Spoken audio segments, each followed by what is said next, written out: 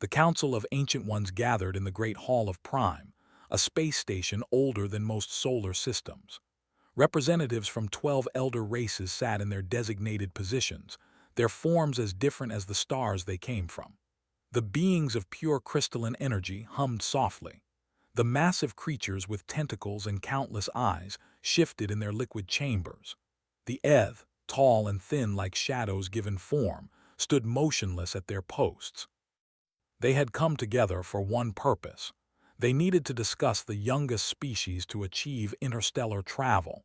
They needed to discuss the humans. High Overseer of the Eth raised one of his 4 arms and called for silence. The chamber fell quiet. Every ancient eye, sensor, and perception organ turned toward the central display. A blue and green planet appeared in the holographic projection. Earth. Such a small world. Such a young civilization. "We have observed them for 200 of their years," began, his voice like wind through dead leaves. "We have studied their history. We have watched their development, and we still do not understand them." A ripple of agreement passed through the council. The elder races had seen countless species rise and fall across the galaxy. They had watched civilizations build empires and destroy themselves. They had thousands of intelligent beings, but humans were different.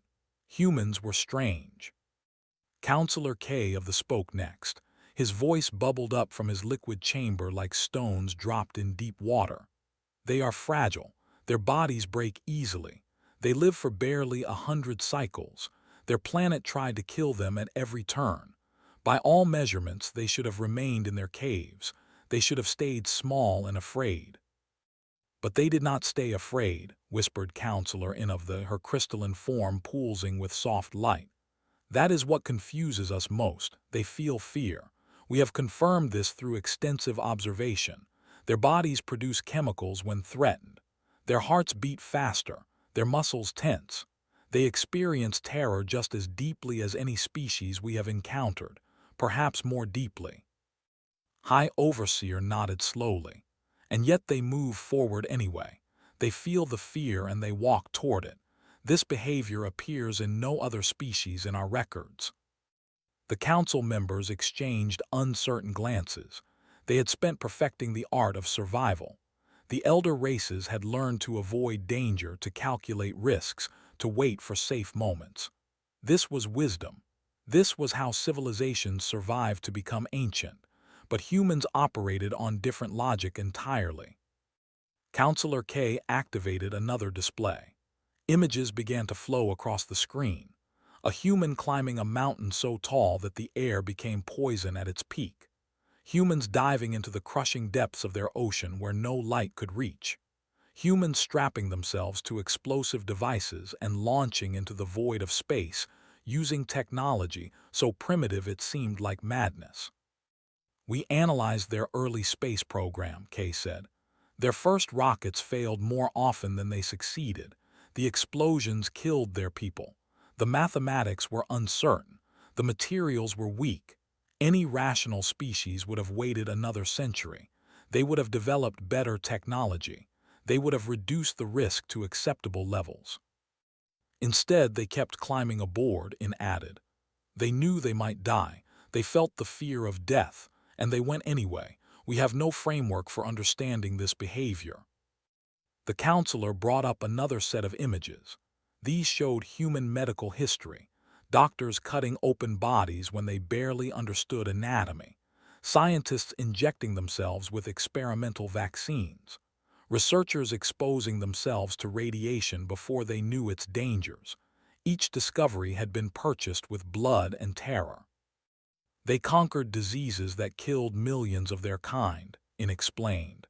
"They faced invisible enemies they could not see or fight with weapons, and still they pressed forward. Their fear did not stop them. It seemed to drive them harder." High Overseer leaned forward in his seat. "Show them the war records." The chamber fell into uncomfortable silence. War was not unknown among the elder races. Conflicts had erupted throughout galactic history, but the elder races fought carefully. They calculated losses. They retreated when odds turned against them. Survival always came first. The display shifted to show human conflicts. Soldiers charging into certain death to protect their companions. Medics running into explosions to save wounded strangers. Civilians hiding refugees in their homes when discovery meant execution. Parents throwing themselves in front of danger to shield their children. They call it courage, Kay said quietly. But courage implies the absence of fear. This is something else. They feel the fear completely. They simply refuse to let it control their actions. Counselor and of a race of beings who communicated through color patterns on their skin, flashed a sequence that translated to deep confusion. How do they function? Fear exists for a reason. It protects living beings from harm. It ensures survival. A species that ignores fear should have destroyed itself long ago. They nearly did, admitted. Multiple times. They created weapons capable of ending all life on their planet. They pointed these weapons at each other. The fear of mutual destruction should have frozen them in place. Instead, they somehow pulled back from the edge. They felt the terror of annihilation and chose a different path. The Council watched as the display showed the Cold War era. Two massive nations holding enough destructive power to burn their entire world. Ordinary humans lived under this shadow for decades. They went to work. They raised families. They laughed and loved and dreamed, all while knowing that any day might be their last. We would have evacuated, In said. If they faced such a situation, we would have scattered across the stars. We would have preserved our species through distance and caution. They would have negotiated endlessly, Kay agreed. We would never have allowed the situation to develop. The risk would have been unacceptable. High Overseer made a gesture that might have been agreement. The humans found another way. They transformed their fear into determination. They used the terror of destruction to push themselves toward something better. They did not eliminate the threat. They learned to live with it. They learned to build despite it. The display changed again. This time it showed humans venturing beyond their solar system, the first ships to reach neighboring stars, the colonies established on hostile worlds, the outposts built in the darkness between galaxies. Everywhere humans went, they faced death. Everywhere they went, they continued forward. We intercepted their communications when they discovered the void storms near Sector, Counselor said. Their scientists explained the danger clearly. Ships entering those storms had a 60% chance of complete destruction. No elder race would send vessels into such conditions. The humans sent 12 ships, Kay confirmed. 7 were lost. The remaining 5 mapped the entire region and discovered 3 habitable worlds. When they returned, they were celebrated as heroes. Then more humans volunteered for the next expedition. The council sat in stunned contemplation. They had lived for thousands of years. They had accumulated wisdom beyond human comprehension. And yet this simple truth eluded them. How could beings so fragile, so temporary, so easily broken accomplish so much? High Overseer finally spoke the thought that had troubled them all. We elder races have something in common. We all achieved immortality or near immortality early in our development. The learned to transfer consciousness into new crystal matrices. The stopped aging through genetic manipulation. The exist partially outside normal time. We removed death from our existence. We had eternity to be cautious. The humans do not have eternity realized. They have perhaps 80 years, 100 if they are fortunate. Every moment is precious to them. Every day matters. And so they cannot afford to wait, Kay said slowly. They cannot take 1,000 years to develop perfect technology. They cannot spend 10 generations observing before acting. They must move forward immediately or die having accomplished nothing. The truth settled over the council like a weight. The elder races had gained immortality and lost something vital. They had removed the urgency from existence. They had learned patience to an extreme that bordered on paralysis. Humans operated under a deadline that never stopped approaching. There is more, said. Watch their personal interactions. The display showed something unexpected. A human comforting another human who was crying. A group of humans laughing together despite obvious hardship. A human reaching out to touch a stranger who appeared sad. These beings who conquered mountains and space and disease also showed remarkable tenderness. They form attachments knowing those attachments will end, in observed. They love knowing they will lose. They care for others knowing they might be hurt.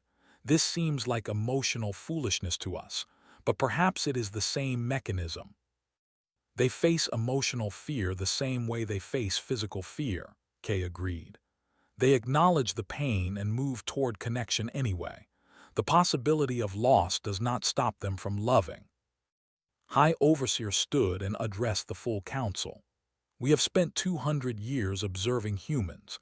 We have analyzed their biology, their psychology, their history, and their society.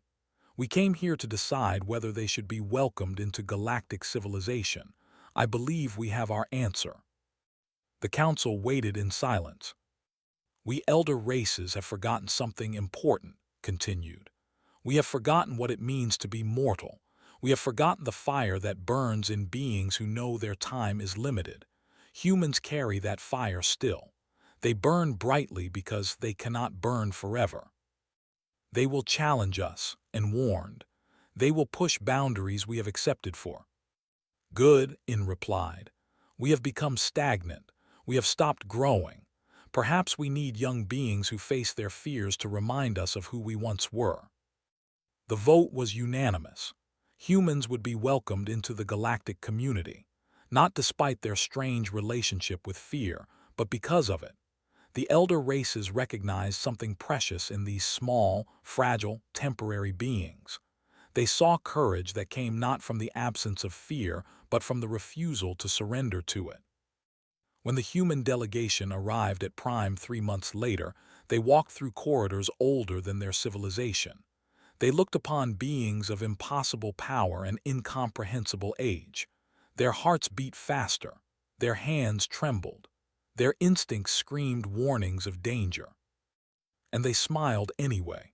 They reached out their hands in greeting. They looked ancient gods in the eye and said hello. The elder races watched in wonder.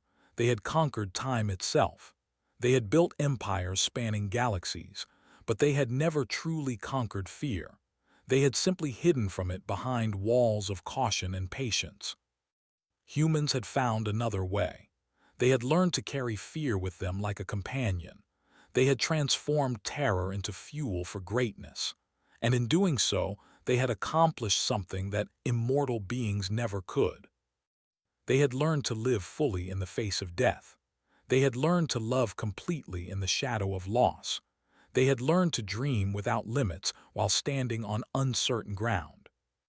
The elder races had much to learn from these fragile, temporary, terrifying humans.